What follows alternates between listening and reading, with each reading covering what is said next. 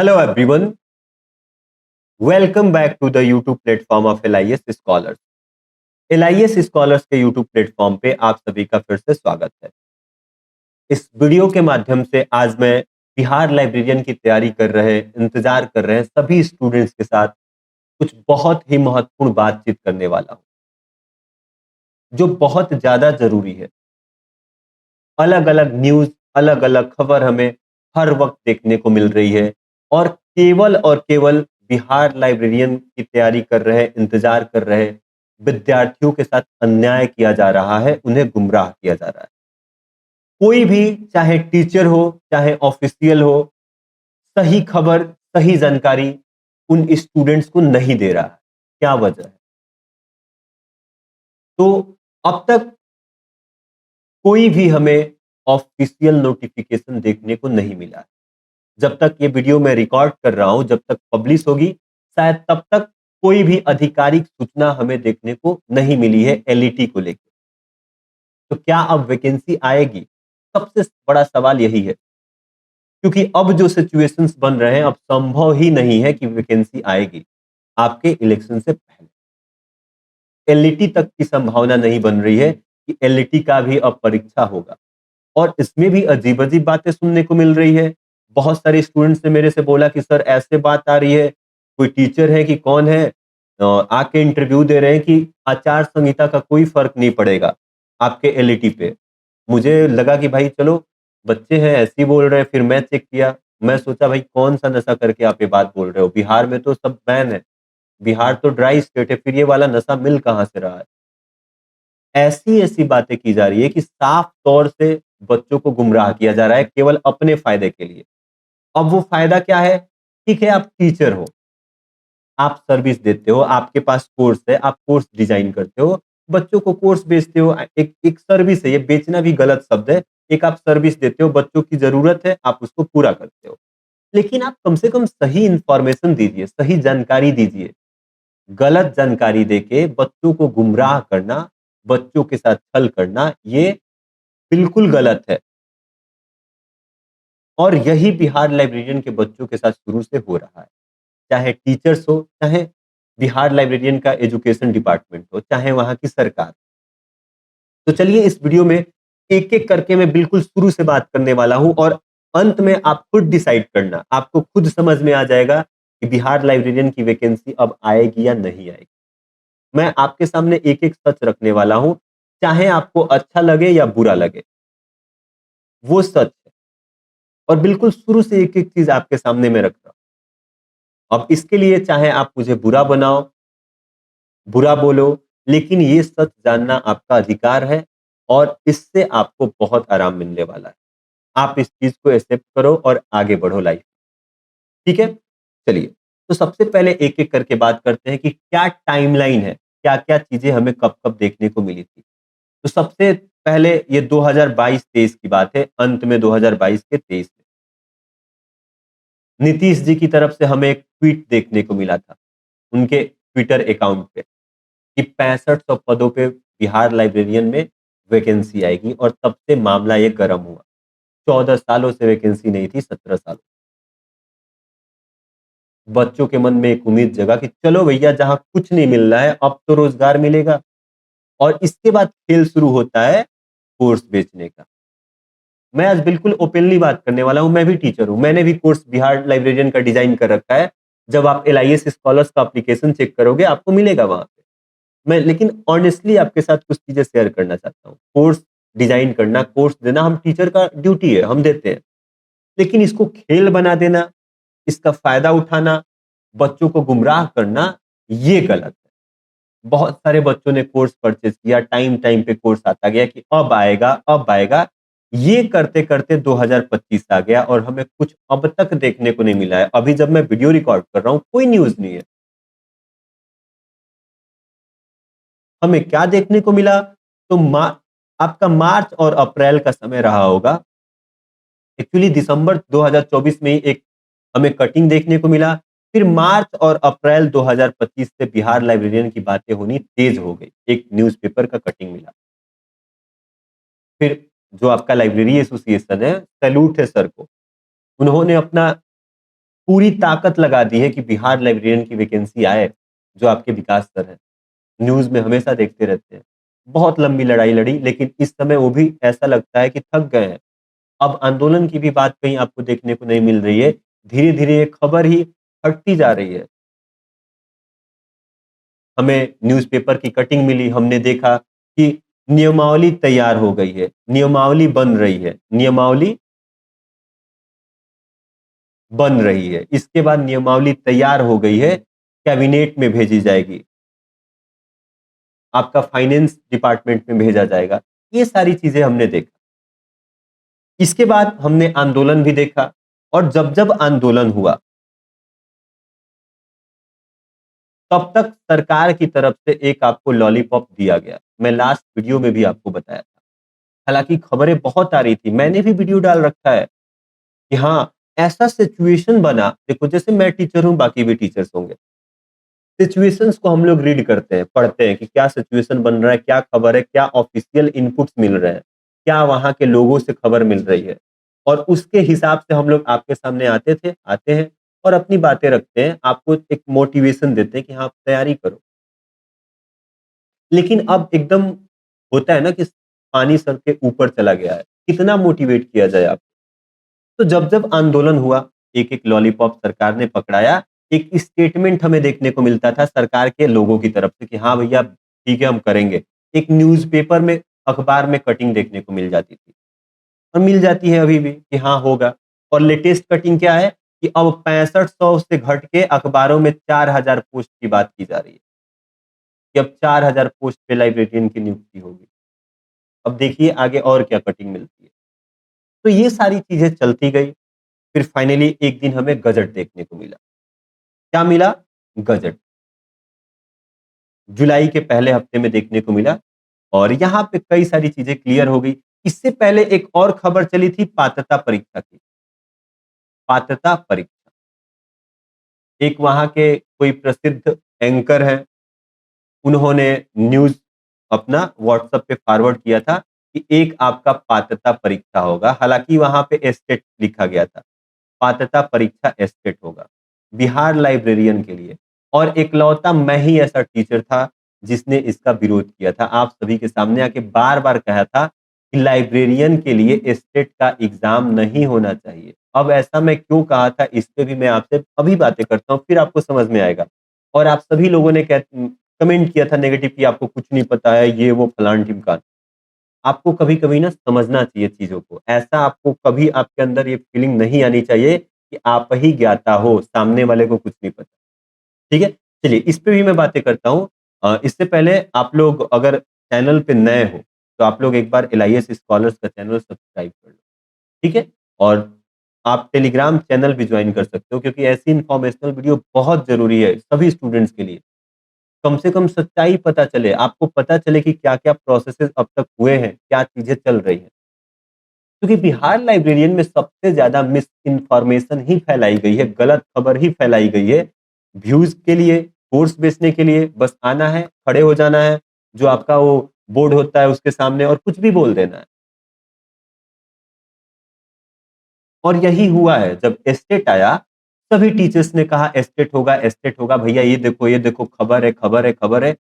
किसी ने नहीं कहा कि इसका विरोध होना चाहिए, नहीं होना चाहिए। और इसके फेवर में क्या बातें की जा रही थी कि जितने भी फर्जी डिग्री वाले हैं, फर्जी डिग्री, वो लोग बाहर हो जाएँगे। पहली बात कि ऐसे सभी टीचर्स से मैं एक ही सवाल तब भी पूछा था, अब भी पूछता हूँ कि फर्जी डिग्री से आप लोग समझते क्या हो? फर्जी डिग्री का डेफिनिशन आप लोग क्या देते हो? क्या चूरन पढ़ाते हो फर्जी डिग्री के नाम पे? बिहार में ये सच बात है, ऑनेस्टली आपसे कहने वाला हूँ कि सबसे ज़्यादा जो बच्चे उन्होंने क्या किया है कि बैक डेट से डिग्री दिया है। अरे मेरे पास इतने सारे कॉल्स आ गए इस नंबर पे कि सर मुझे बैक डेट से डिग्री चाहिए, आप दिलवा दीजिए। कहाँ से मिल रही है? तो इससे तो ये पता चल गया कि बैक डेट से डिग्री खरीदी गई है। डिग्री खरीदने और फर्जी डिग्री में ज़मीन आसमान का फ़र्क होता है। फर्जी डिग्री का मतलब ये होता है कि किसी फर्जी विश्वविद्यालय यूनिवर्सिटी से आपने डिग्री ली है, जिसकी मान्यता यूजीसी ने नहीं दिया है। यूजीसी मान्यता प्राप्त तो विश्वविद्यालय यूनिवर्सिटी नहीं है, तो उसके सारे डिग्री फर्जी हैं, वो विश्वविद्यालय ही फर्जी है। लेकिन जहां तक बात है बैक डेट डिग्री की, कि बैक डेट डिग्री आपने खरीद रखी है, स्कूल कॉलेज नहीं गए हो, आप यूनिवर्सिटी में नहीं गए हो, सीधे आपने डिग्री ले लिया है, ये इसको फर्जी डिग्री नहीं बोलते हैं। आपकी डिग्री मान्य है क्योंकि आपका विश्वविद्यालय मान्यता प्राप्त है यूजीसी द्वारा। तो लोग कहते थे कि फर्जी डिग्री बाहर हो जाएगी, करो फर्जी डिग्री बाहर, कहां होगी, कैसे होगी, वो फर्जी डिग्री है ही नहीं। इससे एक चीज होगा कि जो लोग तैयारी नहीं करते हैं, प्रिपरेशन नहीं करते हैं, स्टेट का यानी आपका एलईटी का अगर एग्जाम होगा, तो जो लोग पढ़ते नहीं है वो लोग यहीं पे बाहर हो जाएंगे। और दूसरा एक्सक्यूज दिया जा रहा था कि जो लोग सेटिंग वाले हैं, तो भैया अगर वो एक एग्जाम होता बीपीएससी का, बीपीएससी जैसे संस्थान में अपनी सेटिंग लगा सकते हैं, तो बीएसई भी किस खेत की मूली है, यहाँ पे भी वो सेटिंग पैसा देके बैठ सकते हैं, एलईटी पास कर सकते हैं। तो दोनों तरीके से ये फेल हो गया। एलईटी जो भी लाने का वजह था यही था ना कि फर्जी डिग्री बाहर होगा। तो फर्जी डिग्री किसी के पास है ही नहीं भैया, वो लीगल डिग्री है, आप कुछ नहीं कर सकते हो। मान्यता प्राप्त विश्वविद्यालय से बच्चों ने डिग्री ले लिया है, जाइए जांच करिए, वहां अटेंडेंस उनकी फुल दिखेगी। और नहीं भी दिखेगी कि तो फर्जी डिग्री नहीं है, आप उनका कुछ नहीं कर सकते हो। केवल और केवल इससे एक ही चीज हो सकता है कि जो पढ़ने वाले बच्चे नहीं है वो पहले ही बाहर हो जाएंगे, ठीक है, तो भीड़ कम होगी। तो जो पढ़ने वाले बच्चे नहीं थे वो तो एक परीक्षा होता वहां भी नहीं कर पाते, वहां तो और उनके लिए टफ होती चीजें। तो पूरे तरीके से ये फेल हो गया और मैं ही इकलौता था जिसने बार बार आपको कहा था कि भाई इसका विरोध करिए, ये नहीं होना चाहिए, नहीं होता है, नहीं होगा। लेकिन गजट में देखने को मिला कि पात्रता परीक्षा होगा और सब लोगों ने कहा कि भैया चलो पात्रता परीक्षा की भी हम आपका कोर्स लॉन्च कर देते हैं, एक नया कोर्स ले लो पात्रता परीक्षा के लिए, इसकी तैयारी करो, फटफट कोर्स बिके।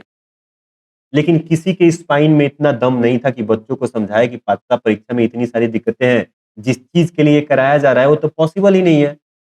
किसी ने नहीं बोला कि पात्रता परीक्षा होगा तो आपका वैकेंसी का टाइम बढ़ेगा, फंसेगी वैकेंसी। और यही चीज हुआ जब गजट आया। जब गजट आया तो इसमें आप लोगों की भी कमी है। मैं उस टाइम भी आप लोगों को समझा रहा था कि डोमिसाइल पे आप लोग खुश मत होइए।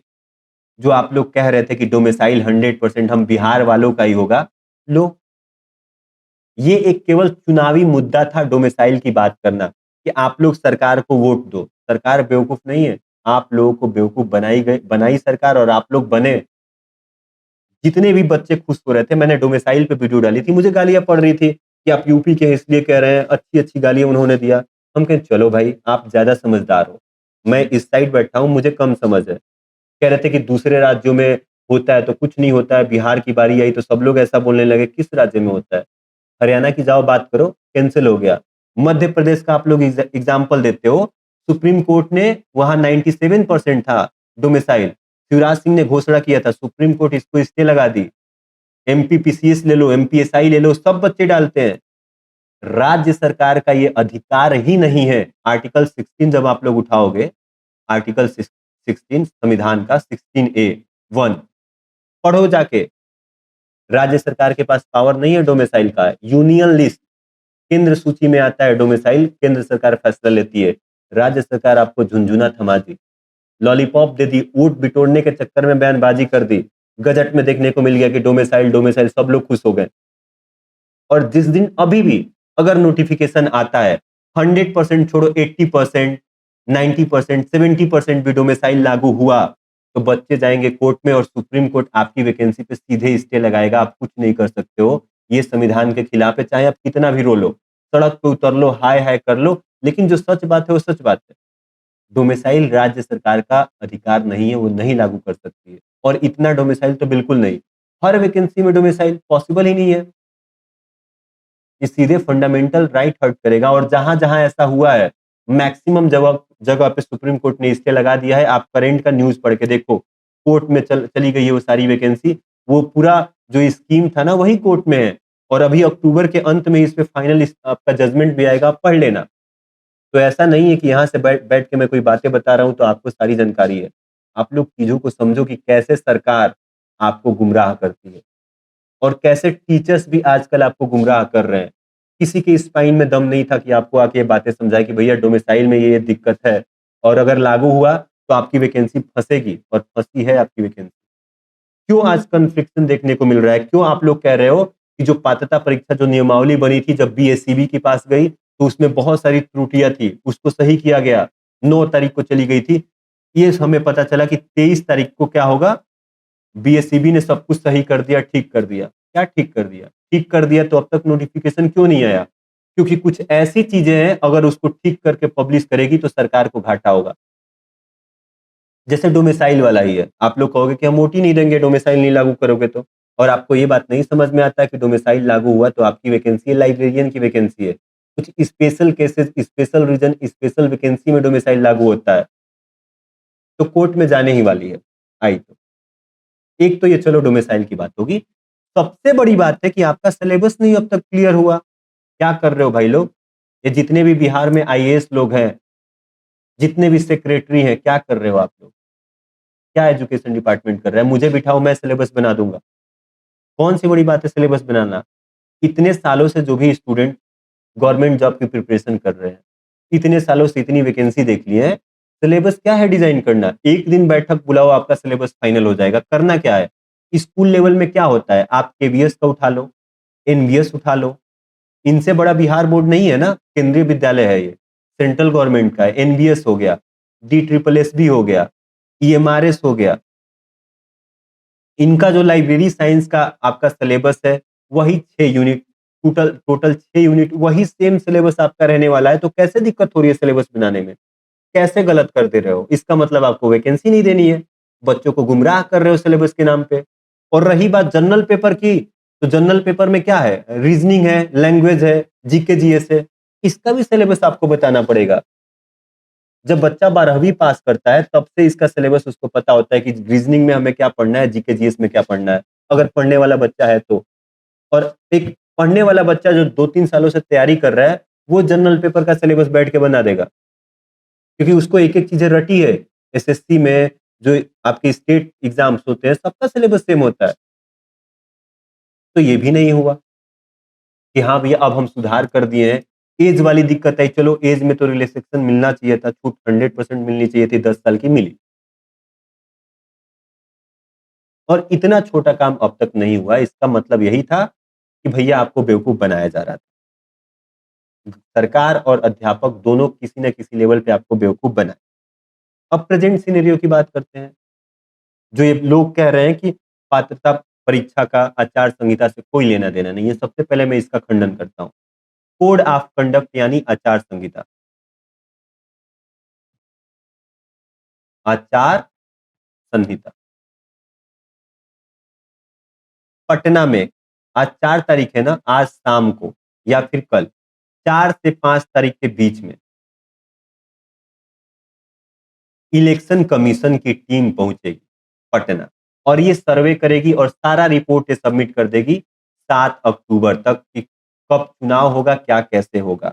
और ज्यादा संभावना है कि 8 अक्टूबर या फिर 8 से 10 अक्टूबर के बीच में आपकी आचार संहिता लग जाएगी। और अगर तब तक नोटिफिकेशन आई एम सॉरी, तब तक नोटिफिकेशन अगर हमें देखने को नहीं मिला तो आप लोग भूल जाना वैकेंसी को, सीधी बात है। जो भी वो विद्वान है जिन्होंने आके कहा है कि पात्रता परीक्षा का नियमावली या वहां पहुंच गई है एजुकेशन डिपार्टमेंट, आचार संहिता से कुछ नहीं लेना है, उनको आप पहले राजनीति शास्त्र की, पॉलिटिकल साइंस की एक स्टैंडर्ड बुक ले जाके गिफ्ट करो कि पहले पढ़ो कि होता क्या है आचार संहिता।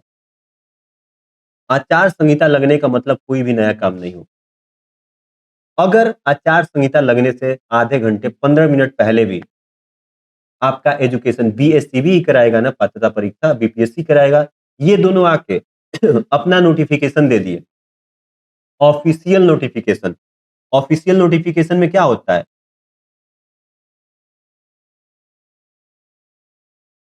और दोनों को देना पड़ेगा।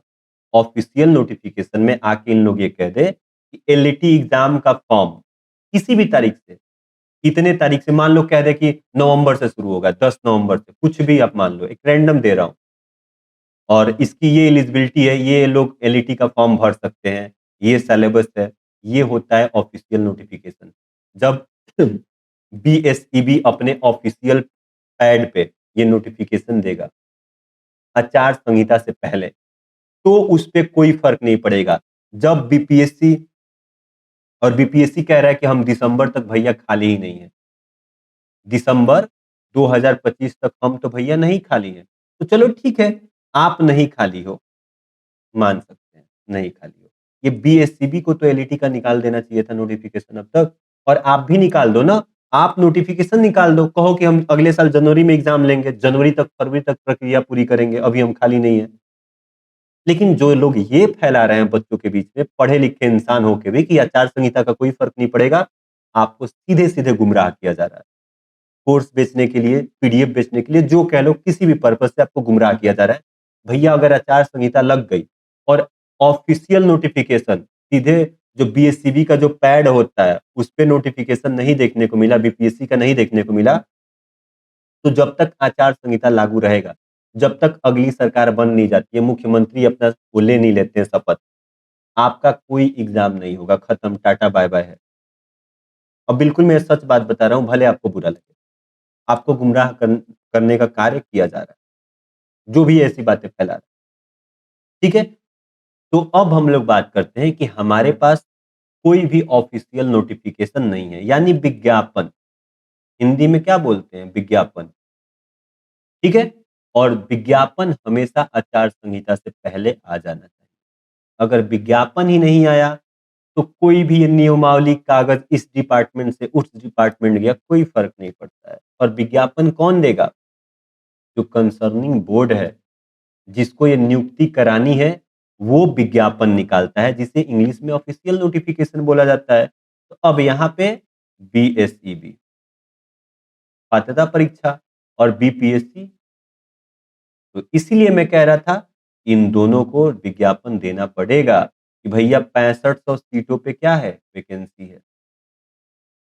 ठीक है, जितनी भी सीट पे हो, 7000 सीटों पे वैकेंसी है, जो भी जितनी भी सीट्स पे इसको करानी है, और उसका सिलेबस, सबसे पहले तो डेट, उसका डेट कि इतने तारीख से फॉर्म भरने शुरू करेंगे, ये सिलेबस है, इतने तारीख को लास्ट डेट है, ये फी पेमेंट है, ये सारी चीजें जब आती हैं, इसको हम लोग बोलते हैं ऑफिशियल नोटिफिकेशन, विज्ञापन।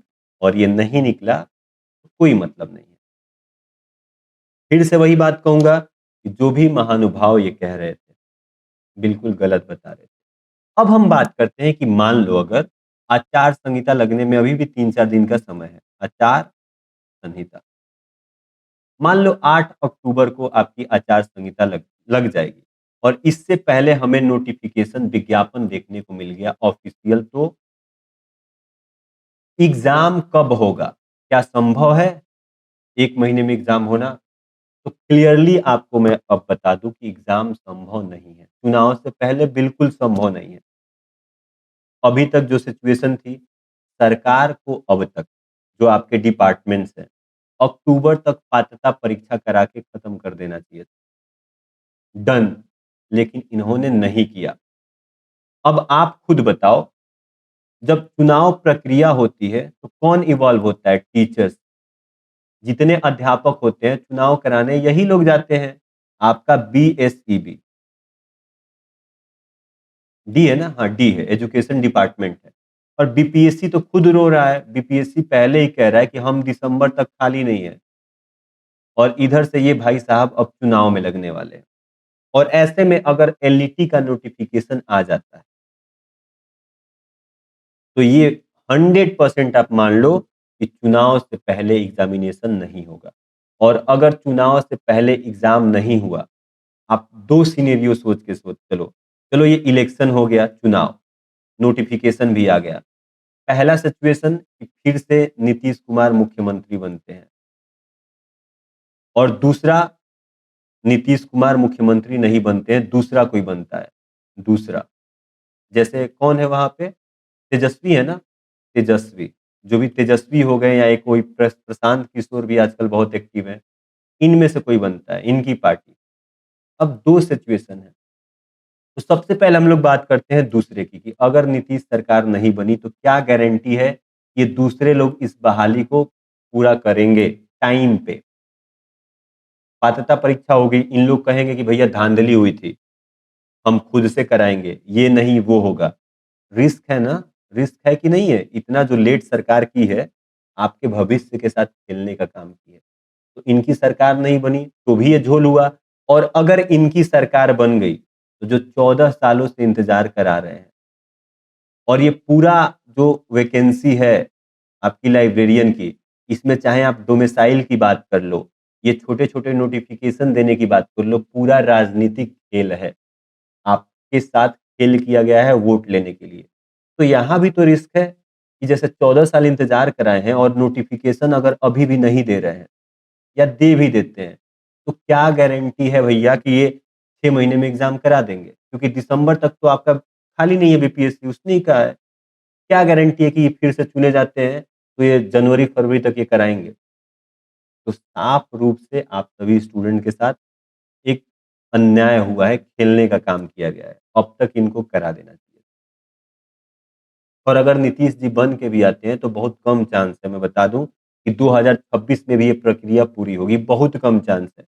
जिस हिसाब से काम हो रहा है, जिस हिसाब से चीज़ें चल रही है, बहुत कम ही चांस है, उम्मीद है कि 2026 में बिहार लाइब्रेरियन की वैकेंसी कंप्लीट हो पाएगी।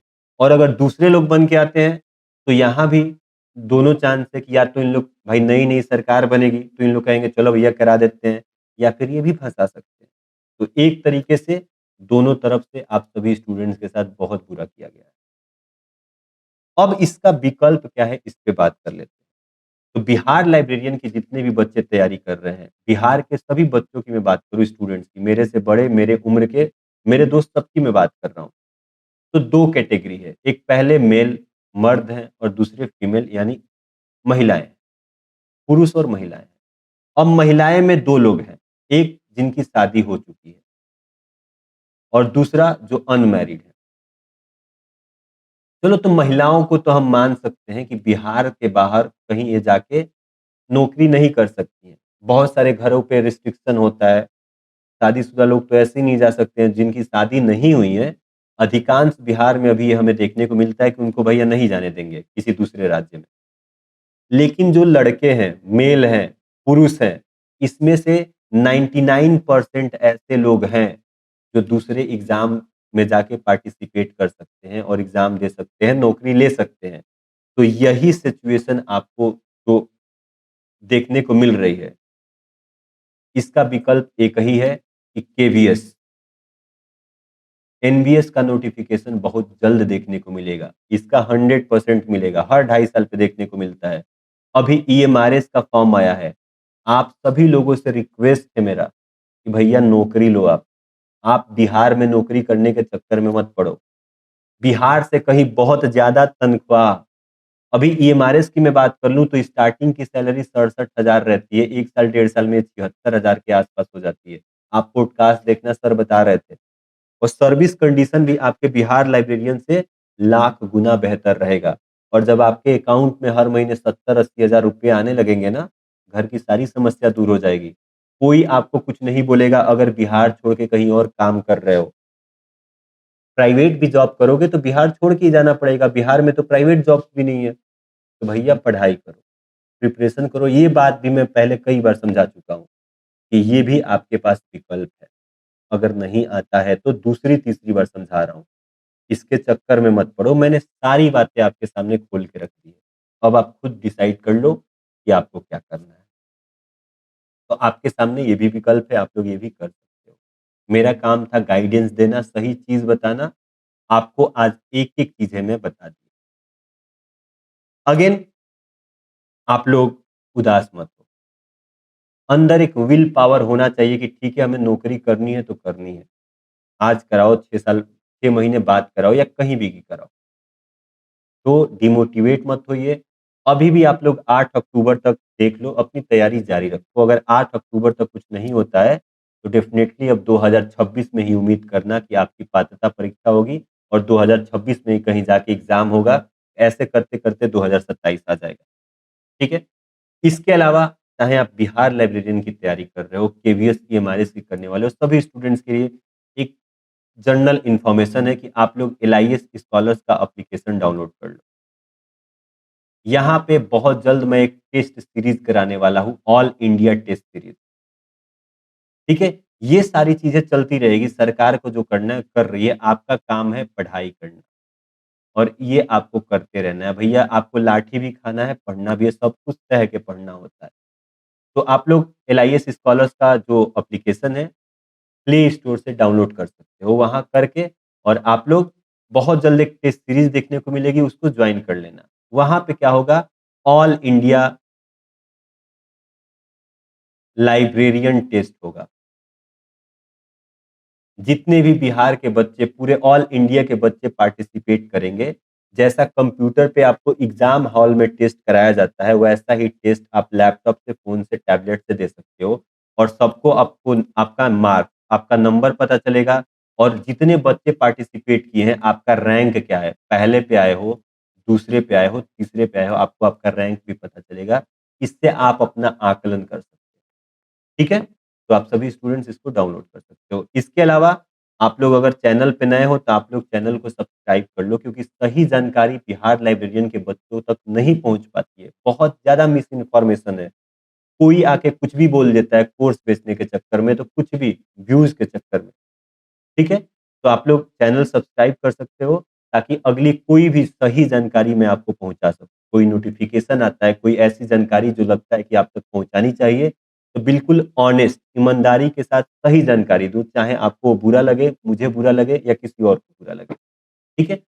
कोई फ़ायदा नहीं है मैनिपुलेट करके, झूठ बोल के आपको भ्रमित करने में।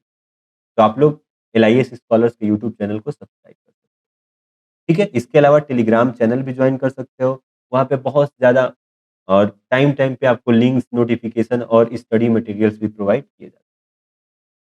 तो यह एक छोटी-सी नहीं, थोड़ी बड़ी ही हो गई, एक इन्फॉर्मेशनल वीडियो थी और मैं आशा करता हूँ कि आपको अब चीज़ें क्लियर कट समझ में आ गई होगी। अब आपको खुद की बुद्धि का इस्तेमाल करना है कि भैया आएगा, नहीं आएगा, आपको लाइफ़ में आगे अब क्या करना है। ठीक है? तो चलिए, थैंक यू सो मच। अब तक अगर आप सुने हो तो सुनने के लिए। अब आप लोग थोड़ा-सा बिहार लाइब्रेरियन से हट के जो अन्य विकल्प है उनके बारे में भी सोचना स्टार्ट करो, पढ़ना स्टार्ट करो, उन एग्ज़ाम के फॉर्म भरना शुरू करो। ठीक है? चलिए, इसके अलावा कोई भी डाउट होता है तो आप लोग हेल्पलाइन नंबर पे कॉन्टैक्ट कर सकते हो। यहाँ व्हाट्सएप करोगे तो आपका समस्या मेरे तक पहुँच जाएगा, मैं ज़रूर एड्रेस करूँगा। ठीक है? चलिए, thank you so much, take care, preparation करते रहिए, निराश नहीं होना है। बहुत लंबी लड़ाई है, जीवन का नाम ही संघर्ष है। ठीक है? चलिए, thank you so much and जय हिंद।